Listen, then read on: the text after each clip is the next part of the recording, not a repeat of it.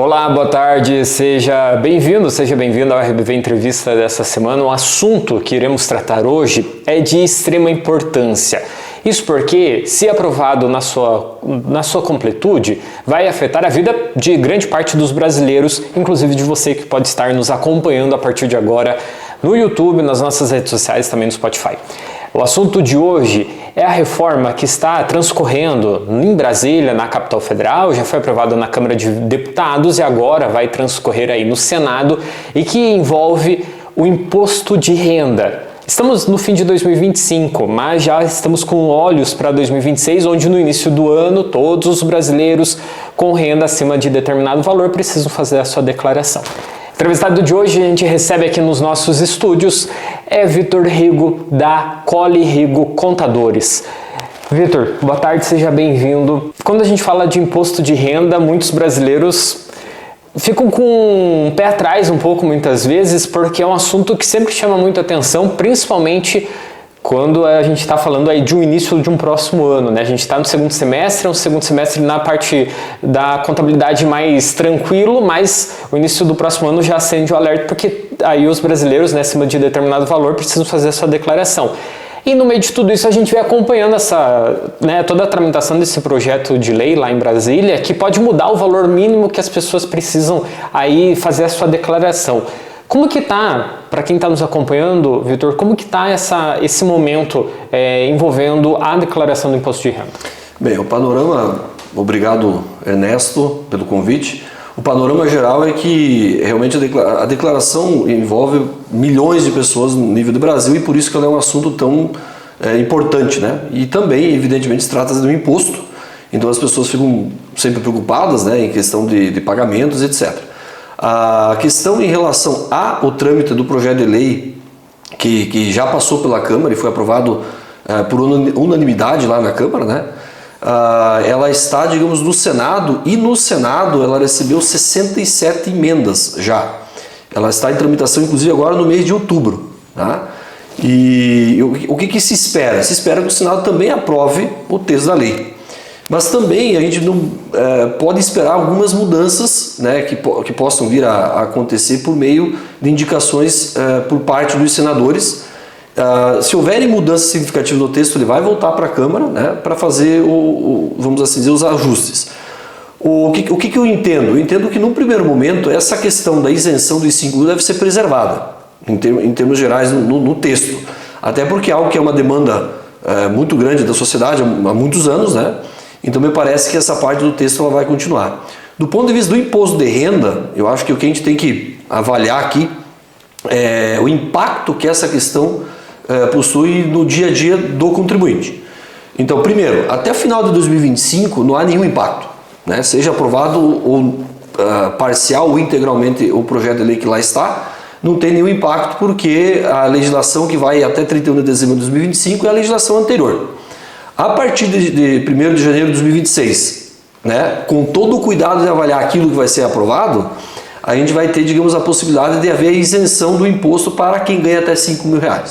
E aí que vem justamente o nosso primeiro cuidado, que é o quê? A pessoa vai perceber, o que ela vai perceber no primeiro momento? Que no salário dela, ela vai deixar de ter um desconto.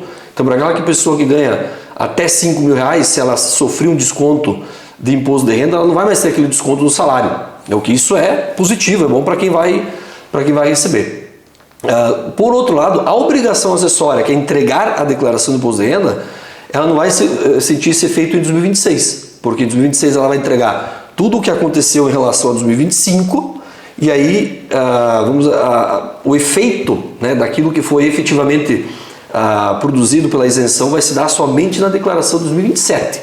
Então, resumindo, para quem ganha até 5 mil, entre 2.800 a 5 mil, né, que seria naquela faixa de quem efetivamente hoje está declarando. Ano que vem, 2026, ele vai ter que continuar declarando, independentemente da questão legal.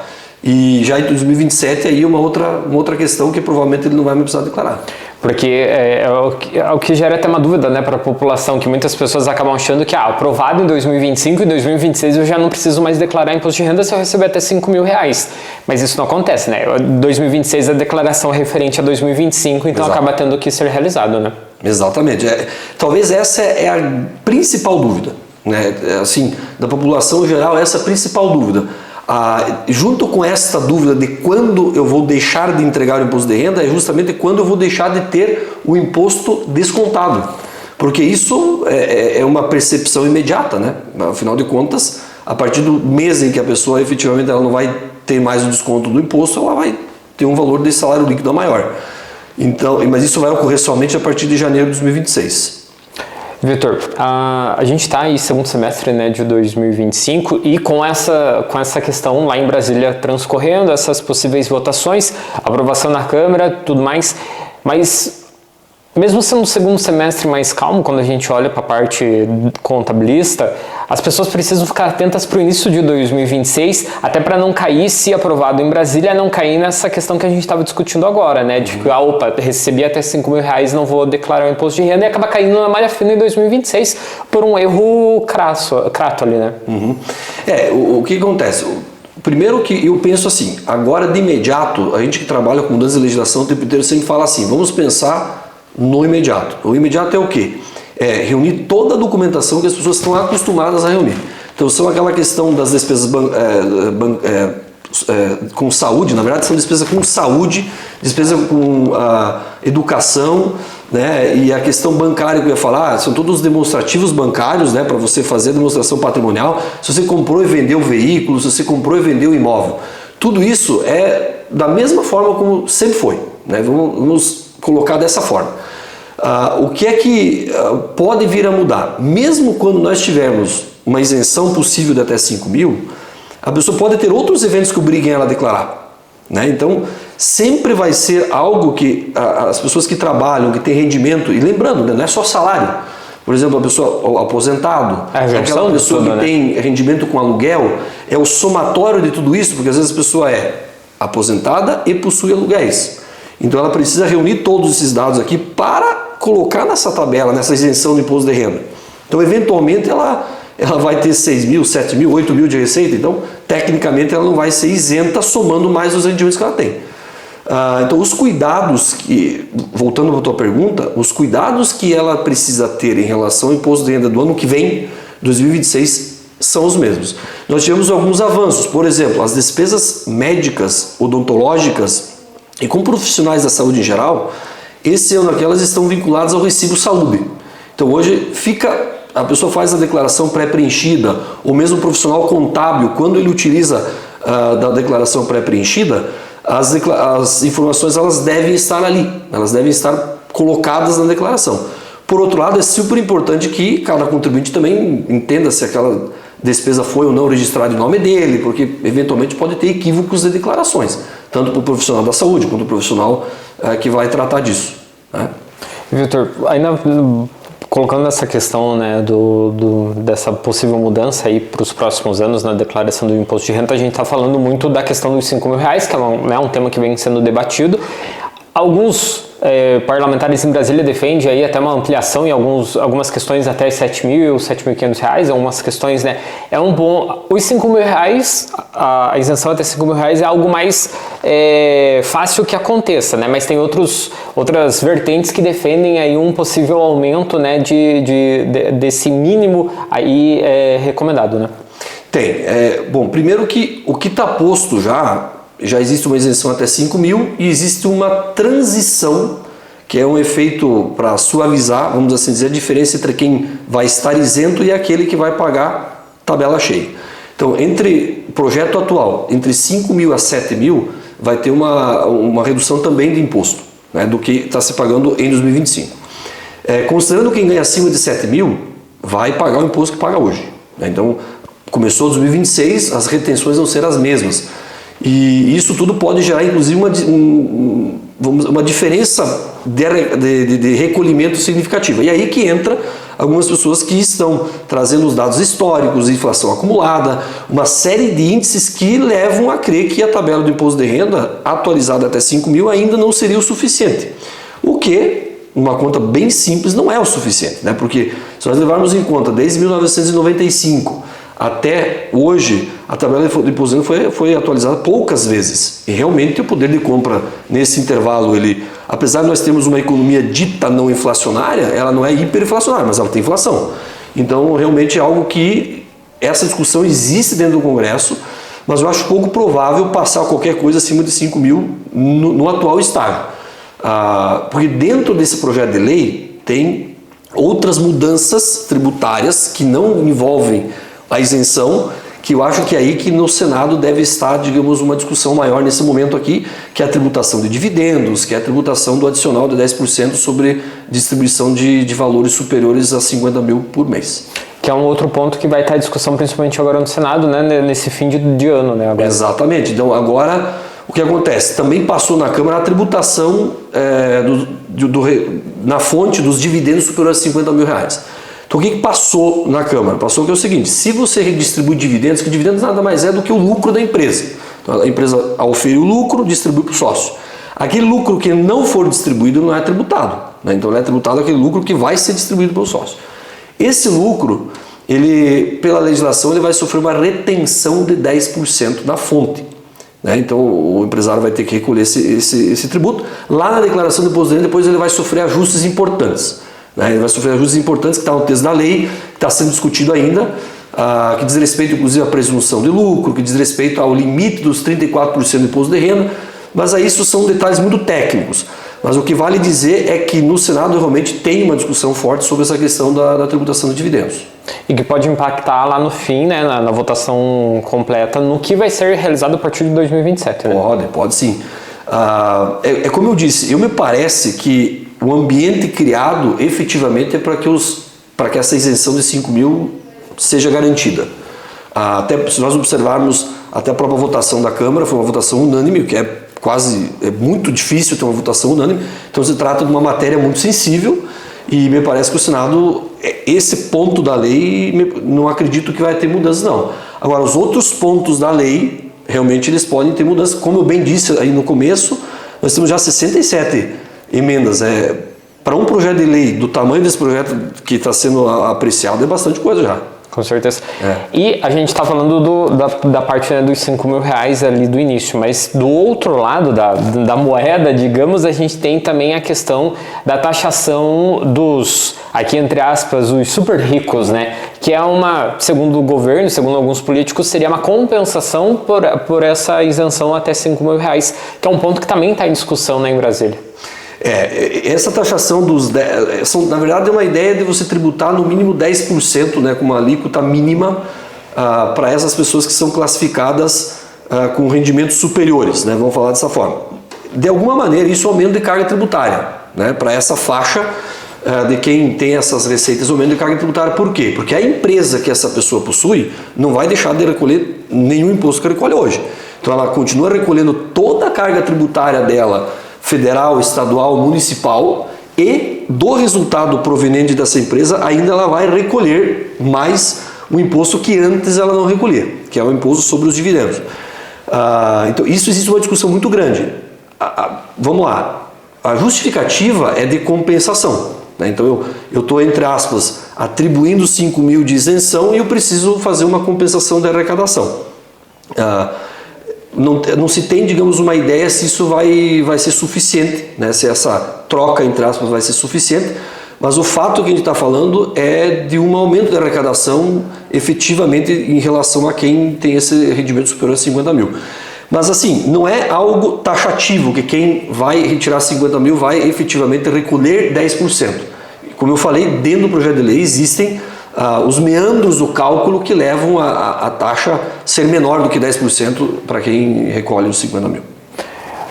Olhando todos esses pontos, para quem está nos acompanhando, Vitor, agora o momento é observar as situações, as votações em Brasília e a possível aprovação, mas não deixar descuidado daquilo que já vinha sendo feito, né? Para quem já tinha que declarar o imposto de renda, não descuidar disso para o início do próximo ano. Né?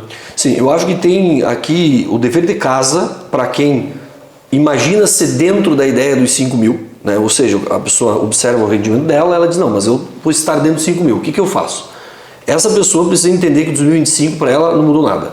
Esse é o primeiro ponto. 2026 eu vou fazer minha declaração de imposto de renda, 2026 eu tenho que me preocupar com o que eu sempre me preocupei, procurar ajuda com pessoas especializadas, com quem conhece, para aquelas pessoas que passam a ser tributadas também na questão dos 50 mil, existem uma série de caminhos a ser percorridos caso a legislação seja aprovada do jeito que está.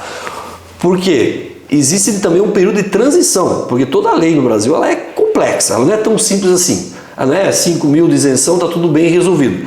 Na verdade, a legislação do imposto de renda, essa dos 50 mil aí, tem um período de transição, que é o quê? Todo lucro apurado até 31 de dezembro de 2025, ele poderá, o acumulado, ele poderá ser distribuído sem a tributação até 31 de dezembro de 2028, de acordo com regras específicas da legislação. Então tem um dever de casa para quem se vê isento nesses 5 mil, mas tem aqui também, entre aspas, uma oportunidade num processo de transição para que ele não seja tributado de imediato e não se sinta, vamos dizer, lesado de maneira imediata também. Então tem um dever de casa grande para fazer, tanto para trabalhadores, para pessoas que têm os rendimentos até 5 mil, mas também para aqueles que estão do outro lado dos pagadores, né? Sim. Dessa questão. E a gente está justamente tentando ajudar todo mundo, né? Quem está nessa área tributária, vamos falar dessa forma. E sempre é um ponto importante, né? Como você falou, fazer o dever de casa, que é recolher documentação, apresentar documentação, para nenhum dos lados, no fim das contas, cair na malha fina, que é quando cai é uma situação bem mais complexa ainda também, né? Eu penso que é isso. Acho que você tocou num assunto super importante, porque a gente tem uma obrigação, né? Ou seja, a partir do momento que você tem uma legislação que ela está posta, existe uma obrigação legal para ser cumprida. Qualquer situação em que você não cumpre da maneira adequada e correta, você está incorrendo numa possibilidade de uma penalização que vai fazer com que você pague muito mais. Vai ficar numa situação mais difícil para a pessoa resolver. E aí tem a questão desde do simples cancelamento do CPF, eu falo simples, mas que gera transtorno, né, que às vezes é de fácil solução, até o pagamento de tributos a maior. Ou seja, você também pode vir a pagar mais impostos do que você deveria pagar. Que eu acho que isso também é uma situação que seria legal você fazer um trabalho de elisão fiscal, que é o quê? Você recolher somente, exclusivamente os impostos dos quais você é devedor. E não, digamos, deixar, a gente fala no linguajar do dia a dia, deixar dinheiro na mesa. Que é o quê? Você eventualmente não lançar uma despesa, você eventualmente não fazer o planejamento da transição desses lucros que você está acumulando até 2025. E tudo isso eu entendo que é possível ser feito, e dada a complexidade tributária que ela aumenta ao longo dos anos, eu penso que as pessoas precisam estar bastante atentas em relação a isso. Não deixar passar nenhuma data em nenhum momento, né? Exatamente. E Vitor, você é conselheiro do CRC aqui em Santa Catarina. A gente observando tudo isso, como que o CRC observa esse momento agora, falando de imposto de renda em todo o Brasil? O CRC ele tem um papel que é de fiscalização da nossa atividade, mas principalmente ele também tem um papel de registro, de fiscalização, mas ele tem um papel fundamental de formação e de desenvolvimento profissional dos contadores de Santa Catarina, principalmente no caso do CRC daqui. O que está sendo feito é a capacitação, né? Então o Conselho ele tem uma série de cursos e treinamentos dentro da página do próprio CRC no YouTube, né? Que faz com que as pessoas, principalmente, obviamente os interessados, mas é uma página aberta, então possam se capacitar em relação a isso. O posicionamento do Conselho sempre é um posicionamento de não aumento da carga tributária, né? A gente tem, digamos assim, uma tese de que você tem que evitar o aumento da carga tributária. Então vamos lá, nessa situação específica do projeto de lei que trata da isenção dos 5 mil, o Conselho ele é obviamente a favor da atualização da tabela, né? Porque você tem reconhecidamente uma situação em que a tabela não foi atualizada, e isso é de conhecimento público. Por outro lado, quando a gente pensa da compensação, a gente vê com preocupação essas medidas compensatórias quando ela vem dizer respeito ao aumento de carga.